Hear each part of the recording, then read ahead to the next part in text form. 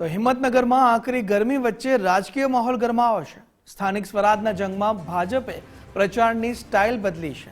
આકરી ગરમીના કારણે રાત્રે જામી રહી છે ખાટલા પરિષદ। હિંમતનગર વોર્ડ નંબર 10 માં ઉમેદવારોનો ઘરે ઘરે લોક સંપર્ક તેજ બન્યો છે। ગ્રામ્ય વિસ્તારોમાં વિકાસના કામોની રજૂઆત સાથે આવકાર પણ જોવા મળી રહ્યો છે।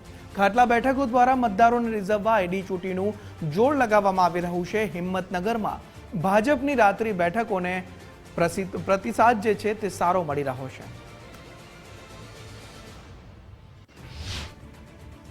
હિંમતનગર નગરપાલિકામાં પહેલી વખત આ નવો વોર્ડ ઉમેરાયો છે। તેમાં બળવંતપુરા ગ્રામ પંચાયત સાથે ઉમેરાઈ છે, એટલે લોકોની અપેક્ષા નગરપાલિકામાં બહુ જ વધારે છે અને અમે અપેક્ષા પૂરી કરવા માટે બંધાયેલા છીએ। લોકોનો આવકારો પણ એટલો જ સારો છે અમારી ઉપર કે લોકો આગતા સ્વાગતા કરે છે અમારી, અને એમની માંગણીઓ જે છે ગટરની, જે નગર પંચાયતમાં નથી, એ અમે પૂર્ણ કરવાનો 100% પ્રયત્ન કરીશું। ખાસ પ્રચાર કેવું ચાલી રહ્યો? રાત્રિ દરમિયાન કેવી બેઠકો યોજાઈ રહી છે? રાતની બેઠકો અમારી ખાટલા બેઠક યોજાઈ રહી છે।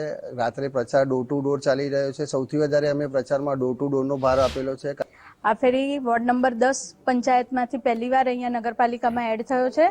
લોકોનો ખૂબ ભારે ઉત્સાહ છે। અમે જ્યાં જ્યાં ડોર ટુ ડોર પ્રચાર કરી રહ્યા છે ત્યાં લોકો અમને ખૂબ આવકાર આપે છે। હા, લોકોની થોડી માંગણીઓ છે રોડ રસ્તાની અને ગટર લાઇનની, જે ધીરે ધીરે હવે પાલિકામાંથી પૂર્ણ થશે અને સૌ અમને મદદ કરી રહ્યા છે અને ભાજપનો વિજય થશે, વિકાસનો વિજય થશે।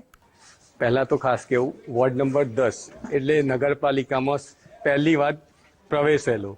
અત્યાર સુધીમાં અમારી પુષ્કળ માગણીઓ હતી, જેમ કે રોડ, રસ્તા, ગટર, જે બેઝિક વસ્તુ હતી, જે ગ્રામ પંચાયત દ્વારા પરિપૂર્ણ કરવામાં આવેલ નથી।